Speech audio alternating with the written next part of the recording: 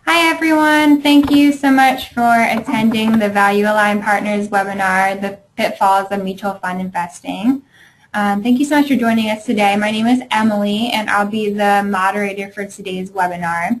Before I introduce our speaker, I just want to let you know that we will have a Q&A session at the end, so please feel free to submit your questions at any time through the module on the right.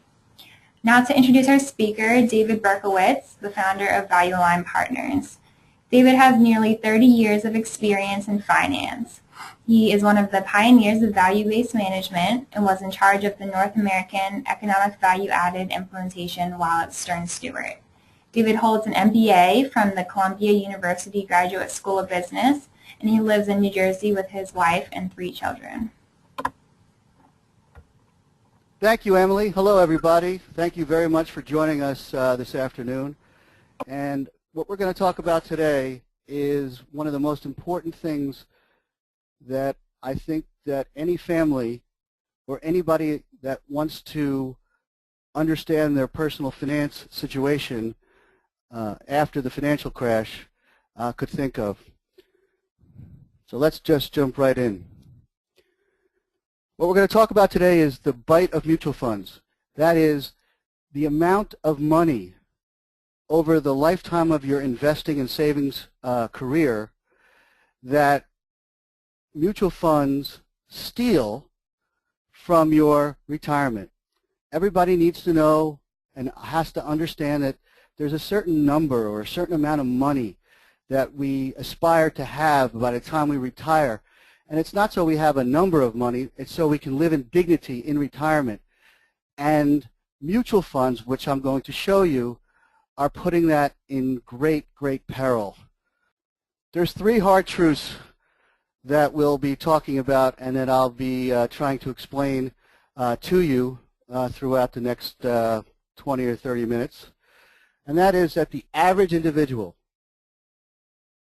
that's you and me, will probably need more than $3 million to be financially independent in retirement. That is, to live the life that we thought we might live in retirement, we'll probably need that much money.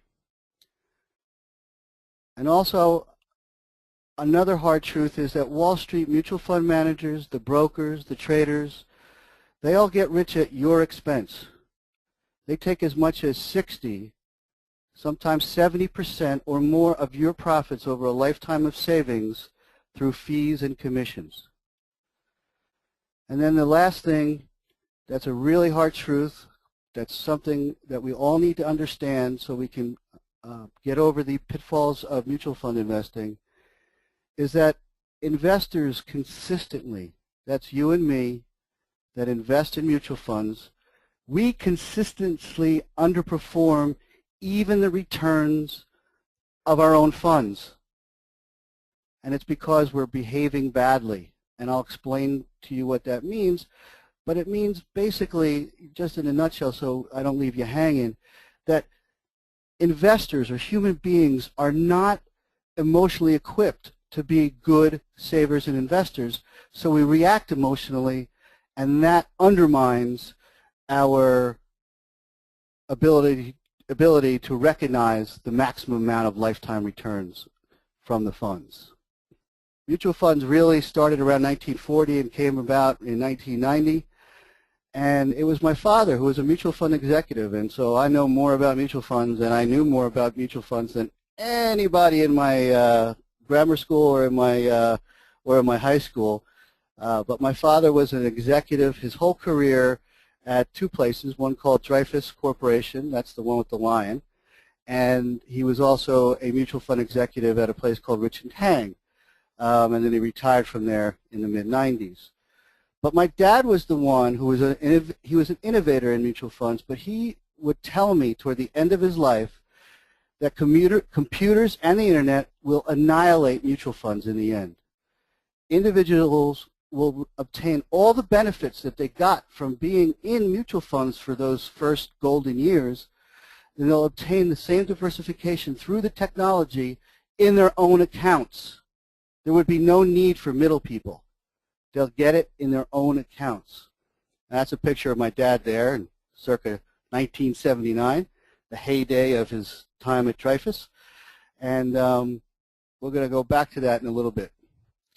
So why is all this important? The importance of this company, the mission that I have at ValueAligned Partners, is that I started the company 12 years ago with my dad. And the reason why was because people were just not sure. Even back then, and back then, remember, it was the turn of the century. It was right after the dot-com bubble and crash. People were simply not sure of themselves anymore like they had been through the 80s and 90s. And the big question that I have to ask you, and I ask all of my friends and family and people that I think that some of my knowledge can help, is I ask them, as you look out the rest of your lives, are you sure that your income that you'll have from your investments will always be enough to sustain the lifestyle that you are thinking of? And the answer inevitably is no, we're just not sure.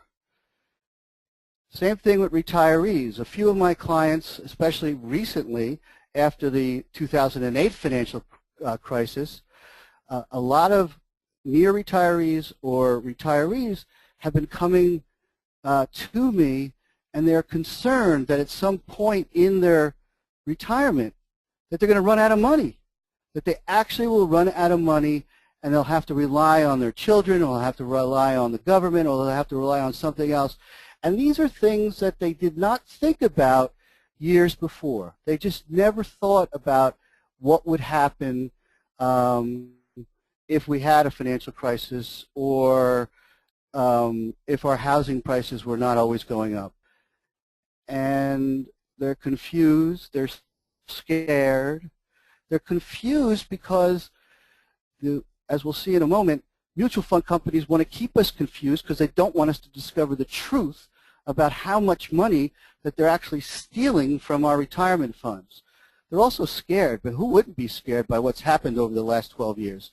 We had this horrendous dot-com crash, technology crash, 9/11. We went to war. We had 2 wars over a long period of time. And then in 2008, we had a financial crisis where our leaders told us we were near the end of the world if they didn't do something. And so since that time, we've all been scared. We've all been confused.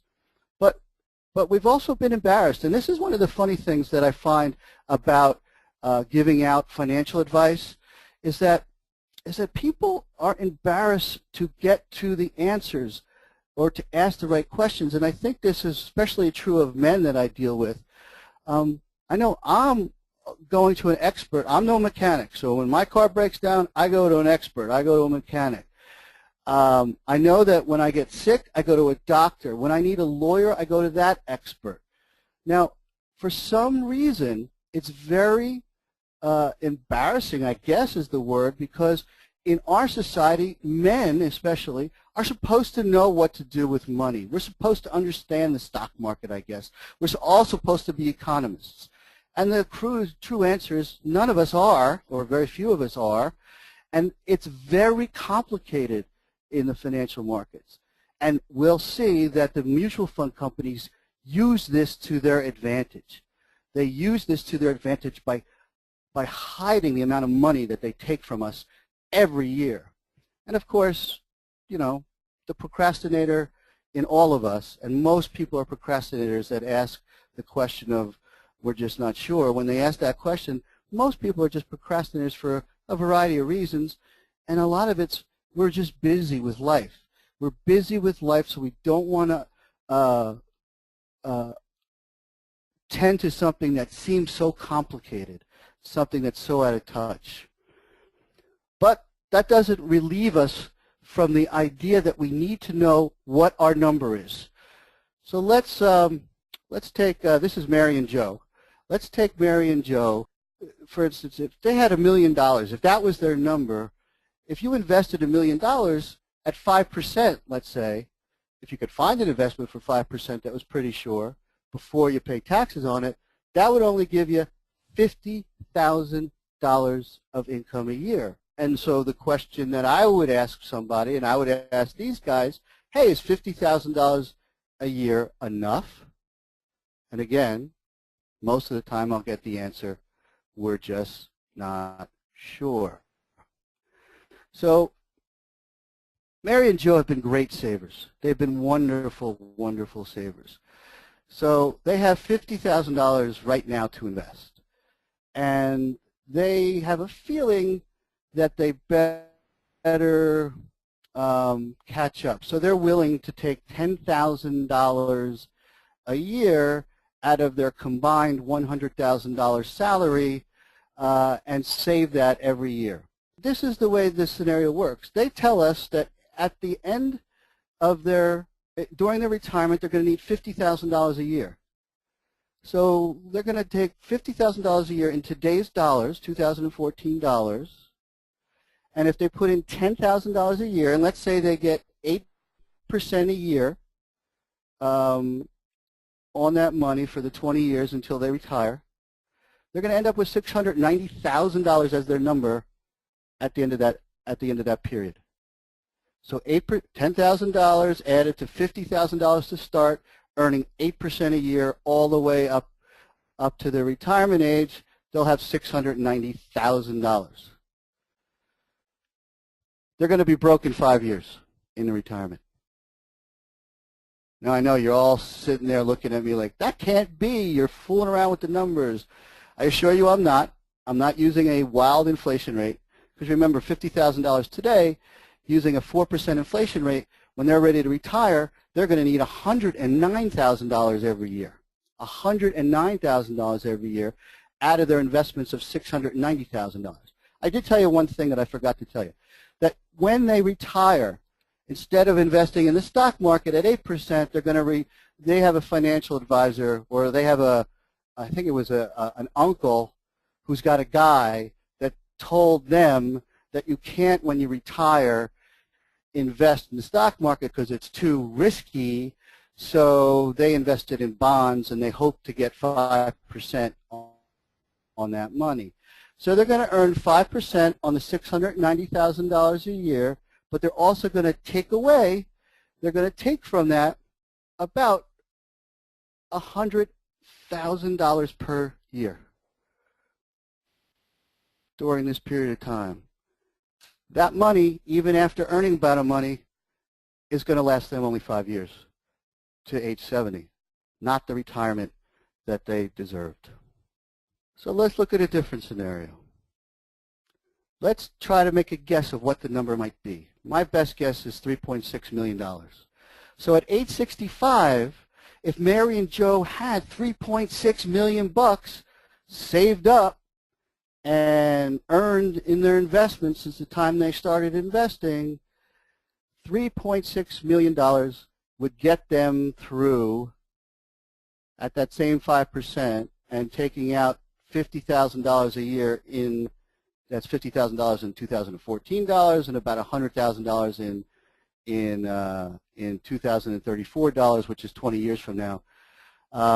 That's the number that they need. They need $3.6 million, and they could keep taking out the amount of money that they thought they would be able to get, that $50,000 in today's dollars, live the life that they thought that they'd live, and it would earn them all the way through.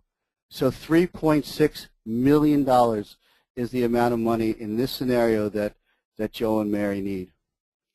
Now, for a long, long time, mutual funds were the bright promise of the middle class in America.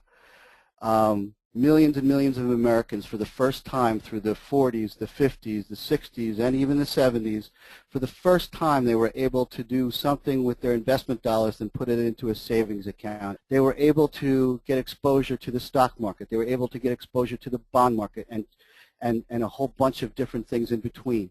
And that's what mutual funds allowed them to do. It allowed them to buy small pieces of portfolios that only, before there were mutual funds, that only very, very wealthy people could do. So it was the first democratization of investing in the United States were mutual funds. They had a bright promise, and they did a lot of good for a lot of people throughout throughout the middle part of last century. And in 1986, they actually made it so mutual fund companies could get automatic payroll deductions direct from the 401k plan sponsored by employers. And then with minimums as low as $2,000, you know, even IRA accounts within mutual funds were affordable for almost all middle-income Americans. And so that's when things started to take off.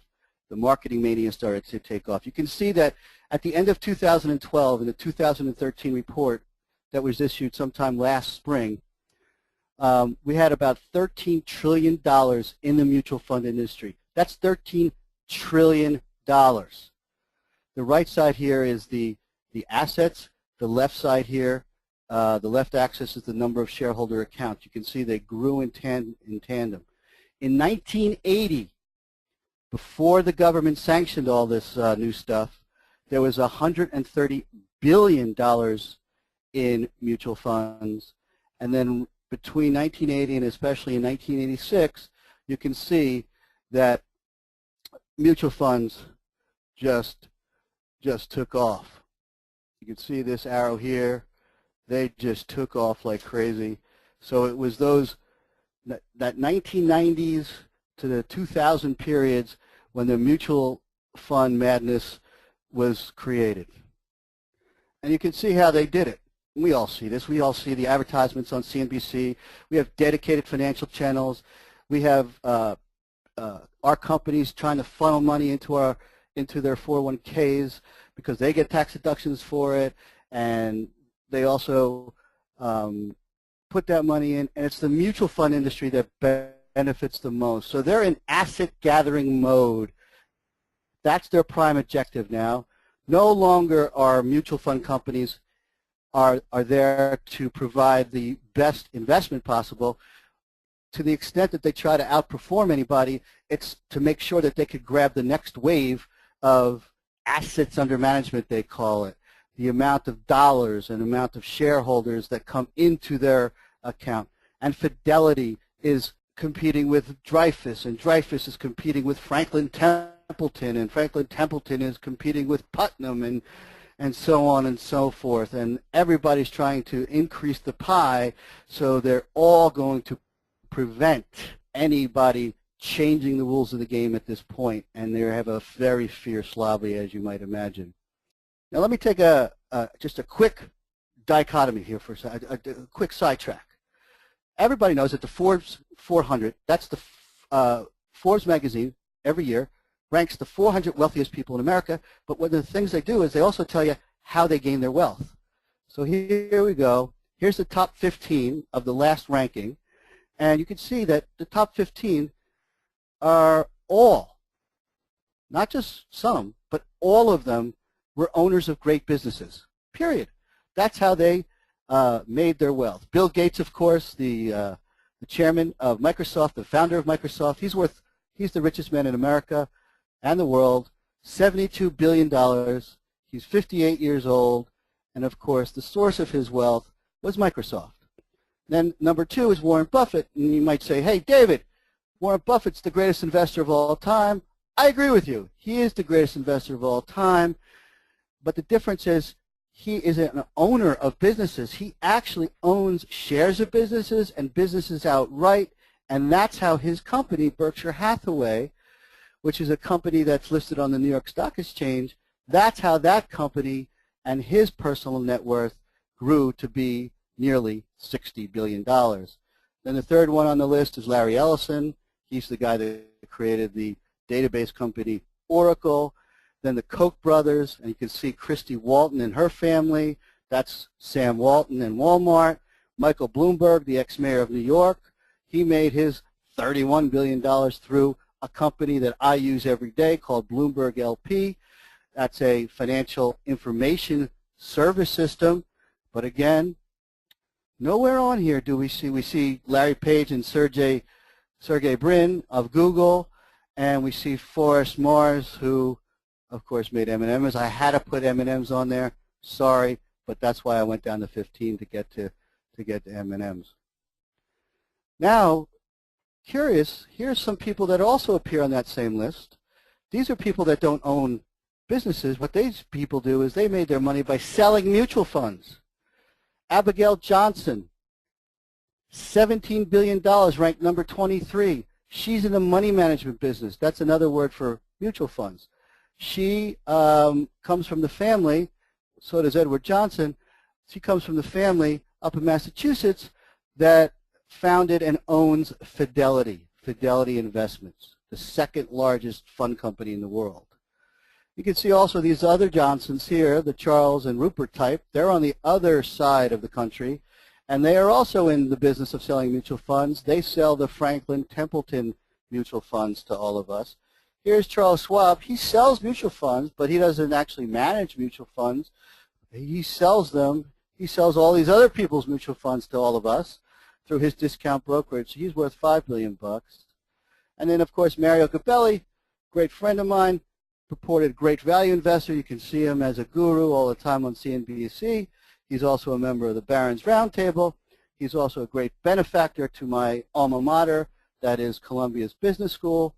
He's a great value investor, I guess, but he didn't make his money through value investing. He made his money through selling people mutual funds through his firm. So what does all that tell us? The richest people in the world don't invest in mutual funds. They sell them to you and to us. So what does that tell us? That tells us that maybe we should invest in mutual funds. That $13 trillion in assets, that's how they're so rich. And that $13 trillion in assets, let's say just 1% of $13 trillion is $100 billion plus a year. That's not just last year because it was a good year in the stock market. That's not just the next year. That's not just the year, 2008, when the stock market went down 40%. No, that's every year. Every year this industry takes in $100 billion. Mutual fund investing makes no sense. It's set up for the benefit of other people, not you.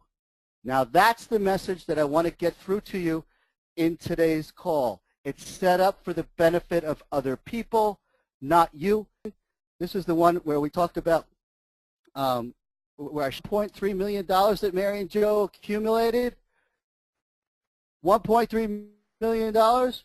That's only 32% of what they otherwise could have had if they weren't investing in mutual funds. 68% of their lifetime earnings, $2.7 million left on the table because of mutual fund fees and expenses. Let's get back to Mary and Joe. First of all, let's figure out what Mary and Joe, what's the set of investment returns that Mary and Joe can expect. Now I'm here as a great finance guy and hedge fund manager. I didn't tell you that, but that's what I do for a living outside of ValueAligned Partners. ValueAligned Partners is my calling to make available the the professional advice that I give to my hedge fund clients who are rich people. I want to give that same investment advice to all of you. And what happens is in stocks, since 1926 all the way through the end of 2013, stocks on average have returned 9.6% before inflation and before taxes are taken out. So let's round that up to about 10% a year for simplicity's sake. So stocks can make 10% a year, and I can't guarantee that they're going to do that going forward, but it's the best I have is what they've always done and what they've always come back to, around 10%. Now, the other place that people could put their money is in short-term deposits.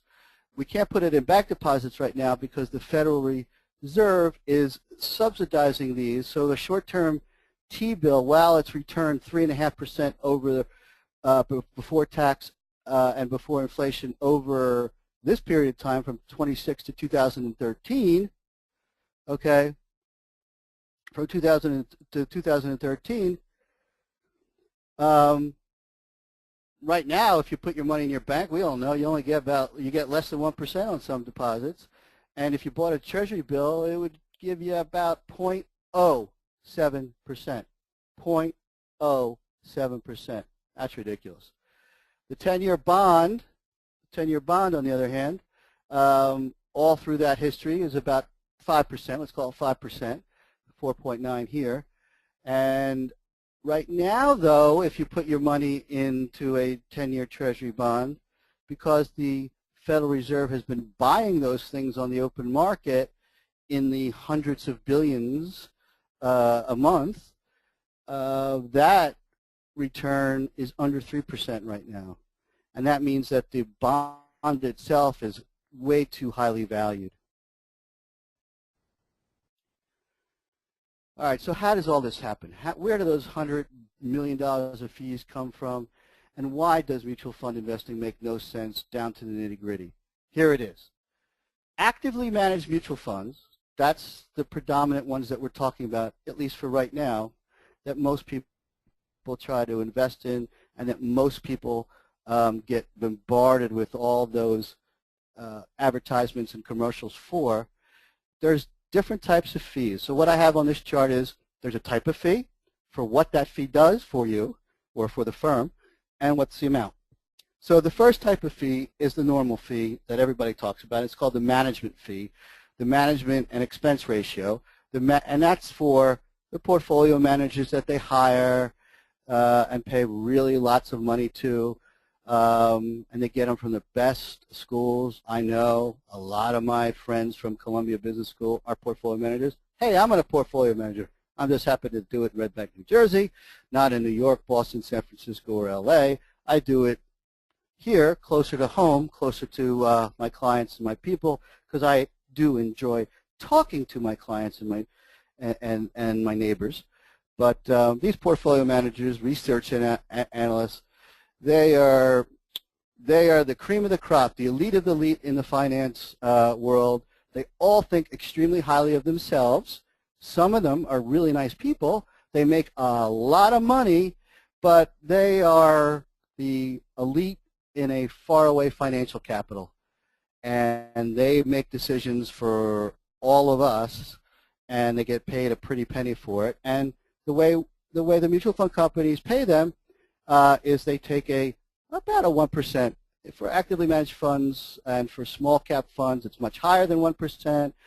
And certainly for index funds and for other types of less actively managed funds, it's less than 1%, but I'm going to call it about 1%. That's actually a little bit low than most of the estimates right now for the average, but let's call it 1%. Then there's sales commissions and brokerage commissions, because remember, when you're buying a mutual fund, you're actually buying a share in a company that holds shares of companies.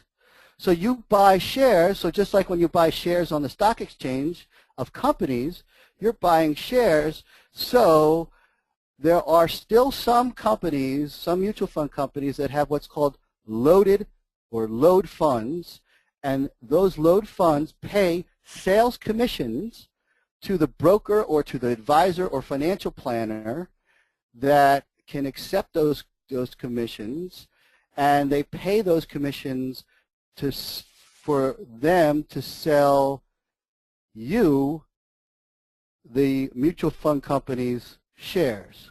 So the Fidelity mutual fund manager that sits up in Boston in a very fancy high-rise grade A office building, and he's got a beautiful view of all of Boston, I'm sure. Maybe you can even watch the Red Sox games from his view. But he's up there, and now he's got to get people to come into his fund. So what does he do? He goes to all the brokers and independent financial brokers in the world that are also broker-dealers, and he says, hey, if you sell my mutual fund shares to Mary and Joe, I will pay you 5%. Well, they don't really pay them 5%, because you know what happens is Mary and Joe give them $100,000 to invest, and then the mutual fund company takes 5% of that money, takes $5,000 out of that if it's a front load, and pays the salesperson, the broker, pays them the $5,000 in commissions, and then the $95,000 gets invested. So right from the get-go, Mary and Joe are down 5,000 bucks. Well, that is a terrible practice, especially in this day and age. It's way too easy to distribute mutual funds this way now. So what these brokerage commissions for mutual funds and these fees, they're dying. They're going away. Much more slowly than I would like, but they're going away. And most funds nowadays are no-load mutual funds. So we're not even going to count this 5% or more in our calculations for investor fees. But somebody's got to get paid somewhere, and that mutual fund company has got to make all that advertising work.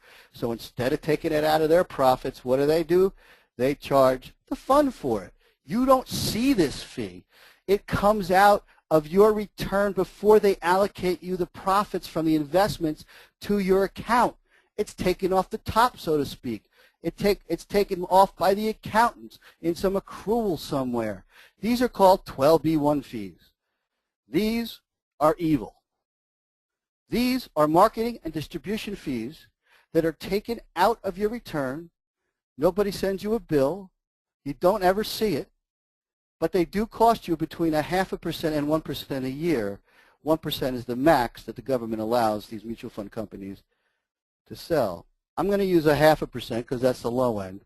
And even if I use the low end, you'll see how egregious these fees are. And then finally, there's advisory fees that are paid to your broker or to your advisor or to your planner, whatever they call them, or to your consultant. I don't know what they call them anymore. I call myself an investment advisor. That's because that's what the state of New Jersey says I am. I'm a registered investment advisor in the state of New Jersey. I give advice. I had to take a very rigorous test to get that, but that's what I am. So I'm an advisor. And I'm an advisor that charges a flat percentage rate of the amount of assets that you have with me under management. I charge 1%.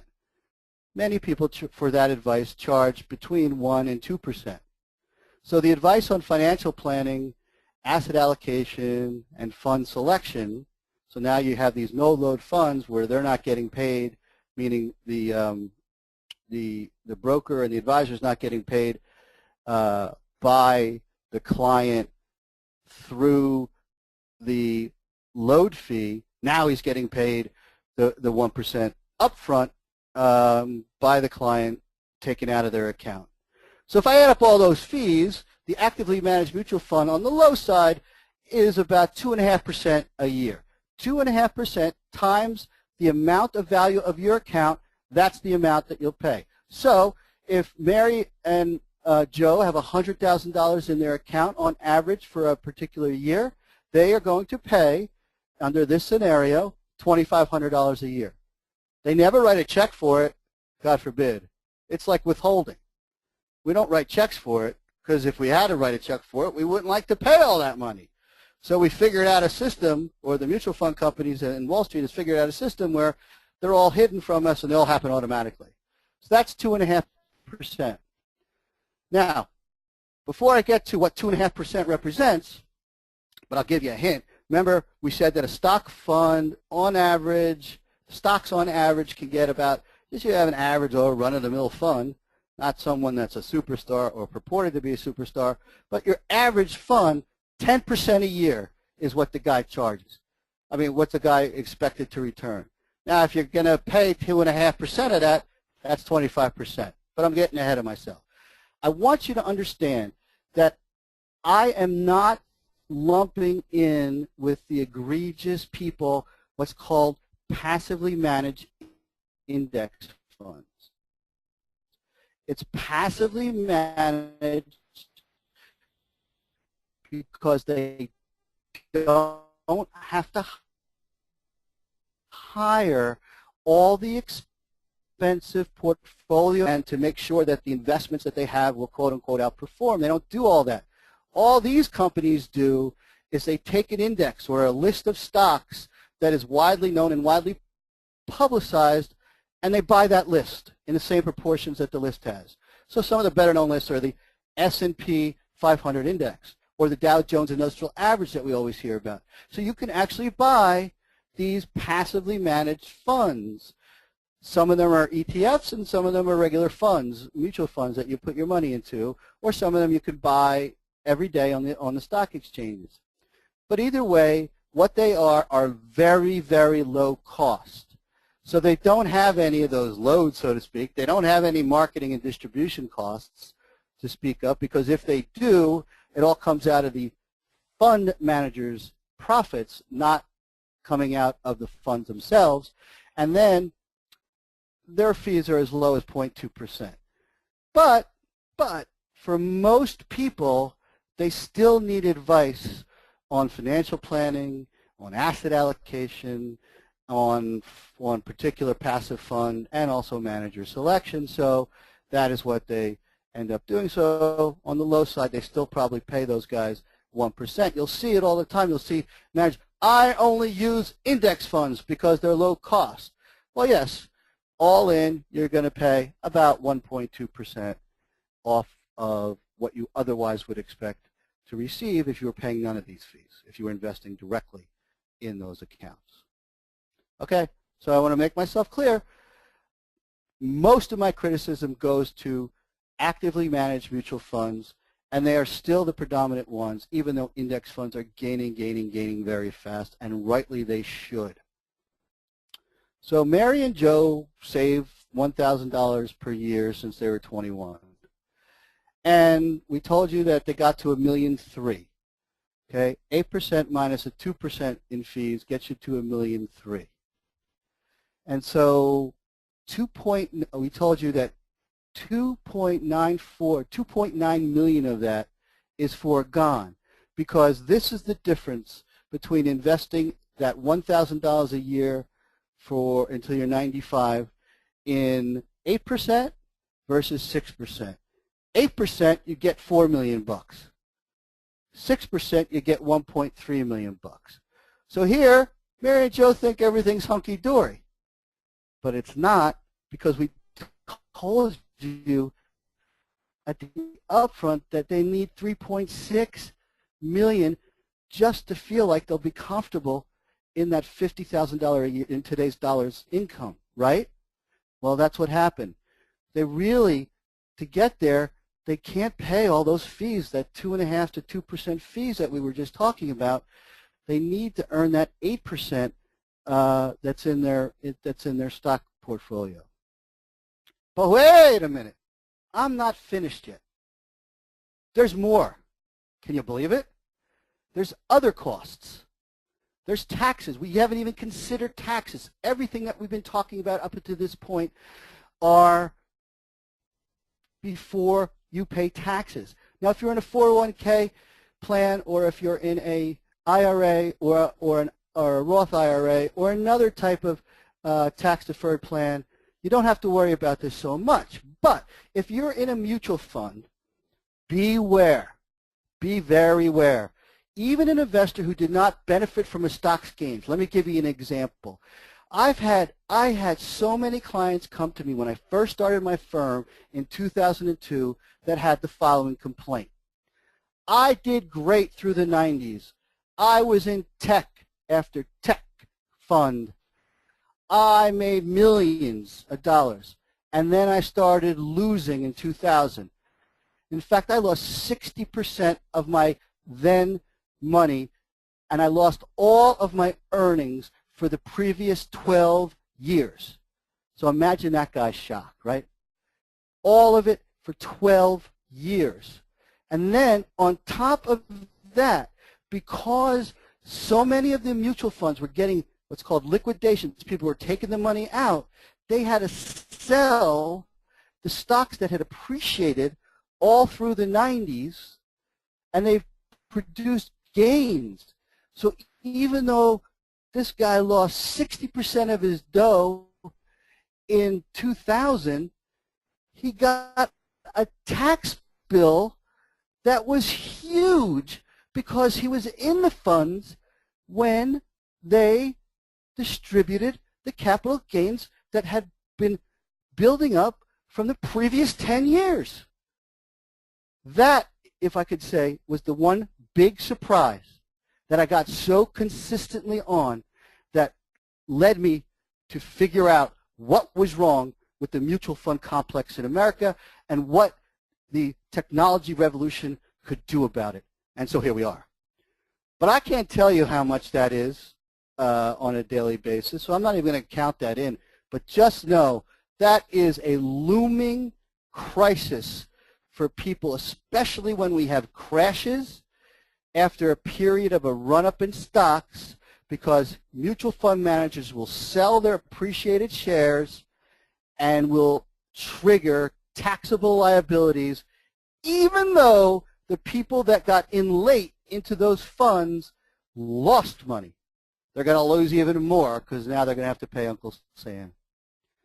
And then the other thing that happens is, this is on the Wall Street side now, because mutual fund managers get so many both explicit and implicit perks from giving commissions. Now they're paying commissions on the stocks that they trade within the portfolios of mutual funds.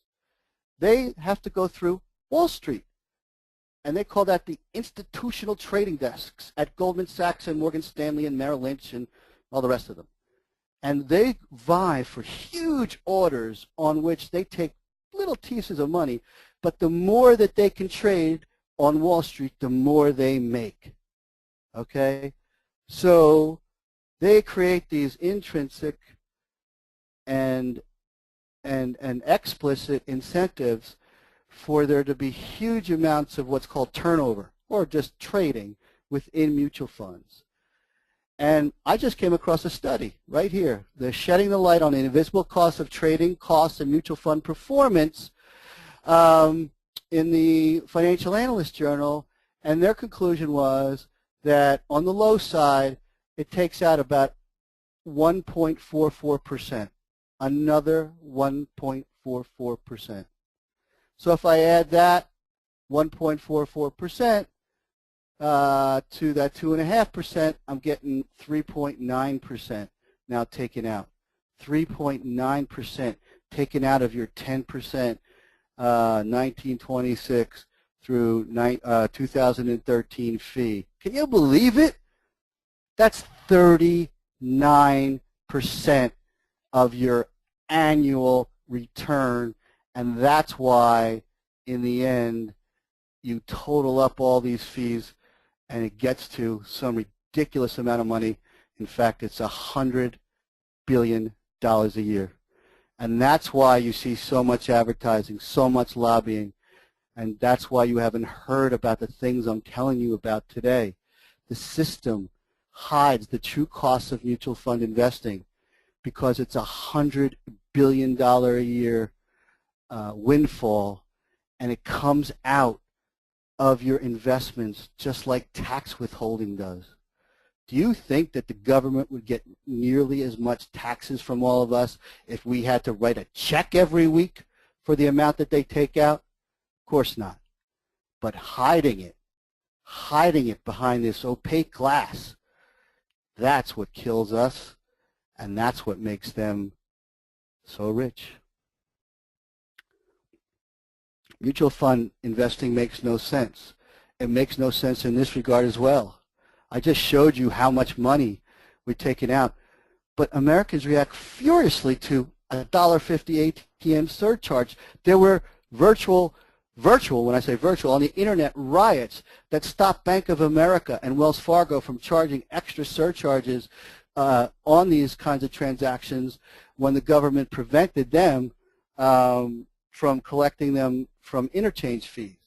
And then what about those mutual fund fees, folks? How come nobody cares about those? And it's not our fault. The mutual fund and the mutual fund world and Wall Street makes us hardly ever notice, because when we notice, we get angry. So like I said, low-cost index funds are a popular solution. So we can use index funds, and we can only charge 0.2%. But we could do that ourselves, too. We could just invest in index funds. But there's another cost, and this is the warning. The do-it-yourself index fund investor, I'm warning you. The biggest cost to the individual investor is the individual investor's bad behavior. behavior matters more than anything else. And here's study after study that's repeated every year. This is one from Dalbar. What they've been doing for over 20 years is trying to quantify what, in aggregate, investor behavior costs. What do I mean by investor behavior? That means chasing the hot fund. That means buying high and selling low. That means panicking out of the fund just at the out of mutual funds just at the precise time that the fund is bottoming out for fear, for not understanding, for not knowing where to asset allocate and what it all means in the bigger picture. It's not so much ignorance, it's so much a lack of education. And we just told you that Wall Street wants you to be ignorant of these facts. And that's my mission, is to hope to spread as many people as possible the way out of this trap. You can see that over the last 20 years, the average big cap mutual fund that is just average, that mirrors the S&P 500 index, came away with an 8.2% return. But through a bunch of machinations, this company, Dalbar, took a look at when the flows came into the mutual funds and when the flows came out. And invariably, the flows came into the mutual funds near the top of a particular stretch of momentum, and they came out near the bottom. So they were buying high and selling low. And they've calculated that for the last 20 years,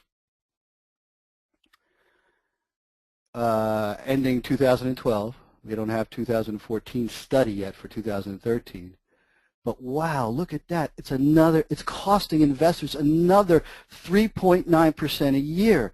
That's why I caution everybody out there. Yes, index funds are great, but doing it yourself without an advisor, without a planner, without an asset allocator, without somebody that can reasonably help you through the emotional outbursts that are inevitably going to happen, it's fraught. On average, you could lose another 4% of your otherwise great return. You're doing the right thing by buying a low-cost index fund, but believe me, 1% you pay for the advisor that can advise you on the behavior of your investments and your savings is worth its weight in gold, especially compared to a figure like this behavior gap of only almost 4%. So here's the truth. The average investor is not merely underperforming the stock markets. He underperforms his own mutual fund investments. So what does that mean to all of us? Look at the advertisement of performance, and you can be guaranteed that the system is rigged against most of us, and that says that we're not even going to realize those returns. Blowing 50% of your return, that's the 4% on the 8%, that's about 50% of their return, on behaving badly. And what basically it combines a couple of things. You do the wrong thing at the wrong time for the wrong reason, and it's those three things in general that a good advisor should help you to prevent from doing. And here's two examples. There's this guy, Michael Hoffman, in the USA Today paper in 2012. By the way, this is not Michael Hoffman. This is an actor playing Michael Hoffman. But he had a severe psychological impairment. He said that with all the volatility, especially after the debt crisis that the Congress imposed upon us and the President imposed upon us in 2011, where we defaulted on our debt, where we could default on our debt, we were downgraded, when everybody got so scared that the world was going to come to an end again, Hoffman got out of the market, and he's never going back in, he says. Never going back in. He left about 60% on the table. Oh, my God, 60% on the table. Do you know how much money was made from October 2012 to the end of 2013? Oh, my God, we were up like 50%. That poor guy. And then there's a legion of stories that after the flash crash, our best blue chips were going down 15% in one tick, meaning a trade. I saw one of my great value-aligned companies that I've owned forever called Accenture, which is a consulting company. That stock in front of my eyes went from 40 to 30 in a blink for no reason. There was no reason seemingly. Well, as it turns out, we have all these high-speed traders and lost a lot of confidence in the marketplace. A lot of individual investors lost a lot of confidence in the marketplace. But my God, if you sold and got out in May 6th of 2010, if you called up the next day and told your broker, I've had it, put my money in cash, I'm never going back in, if you told them then, you made a big, big mistake.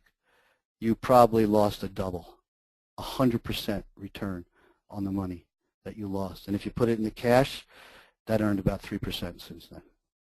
Calming that bad behavior is exactly what we try to do as behavioral advisors. So let's put it all together. Let's summarize. An actively managed mutual fund takes about 8.5%, or it's possible that it could take 8.5% away from your expected return. 8.5%. Now, granted, a good 4% of that, that's about 45% of the whole thing, and so that behaving badly part really is the dominant determinant of your lifetime returns. But needless to say, this whole mutual fund investing thing, this whole psyche thing, this could, at least on the low side, this could end up costing you 8.5%, 8.5% of your expected return. So 50% of the true cost of a mutual fund investing comes from behaving badly. Can't stress it enough. Enter value-aligned investing and enter our offering and what I think solves the problem that we're talking about, the problems that we're talking about. Value-aligned investing, the thing that ValueAligned Partners does for people is it's simple stock investing. We allow ordinary investors to own shares of great businesses. Remember, the rich get rich by owning businesses. And we could see it around our towns too. Some of the wealthiest, most secure, happy people are the people that own businesses. It doesn't matter if it's the small cleaner. It doesn't matter if it's the small manufacturing firm built by the guy's father on the edge of town.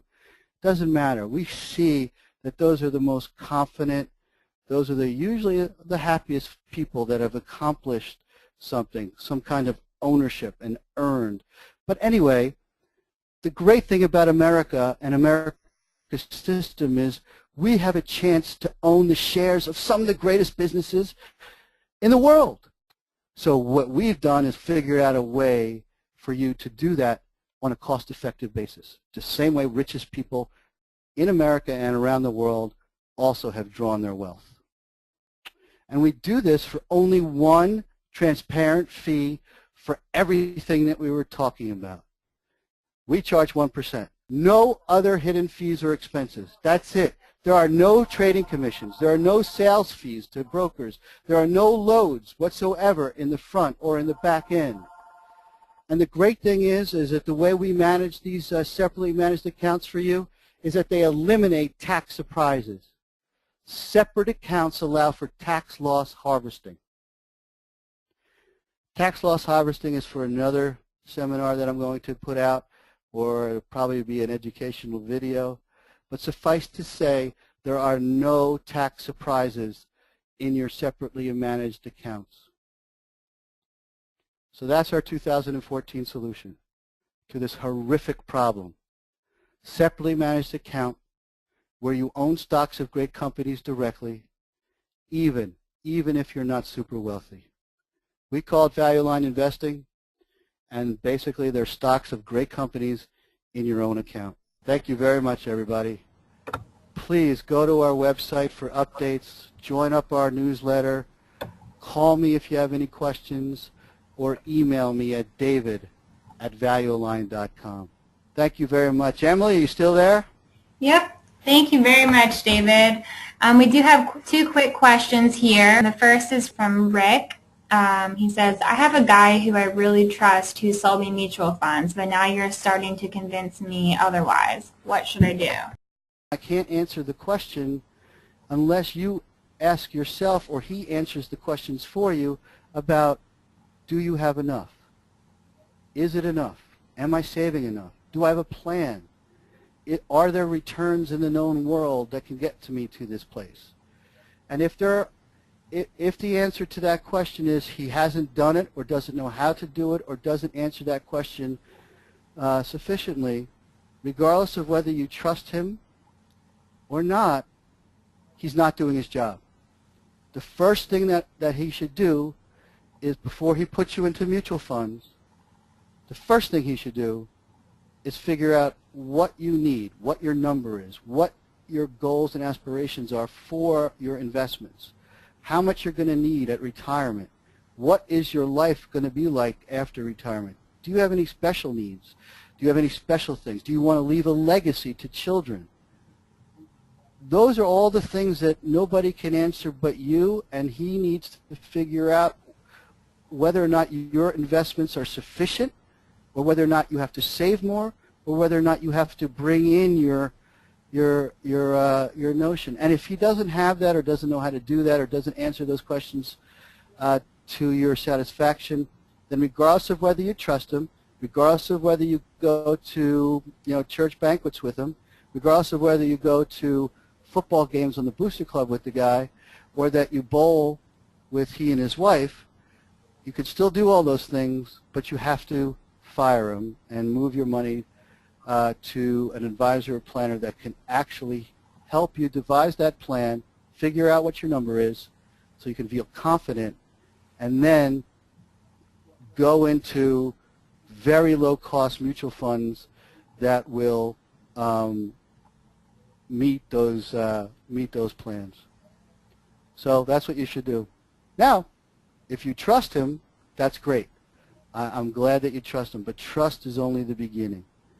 He has to be competent, and he has to understand the realities of what's going on in this world. I'm telling you that if he has a portfolio of, and I've seen this, I just got a new client, and they asked me to take a look at their statement, and they said, David, we love you. We want you to come over to us. I took a look at their Morgan Stanley statement, I think it was, and they had 25 different mutual funds.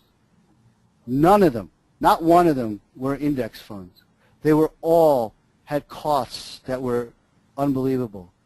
And the advisor or the broker never once talked this client out of selling and buying and selling and buying and going into the next hot thing.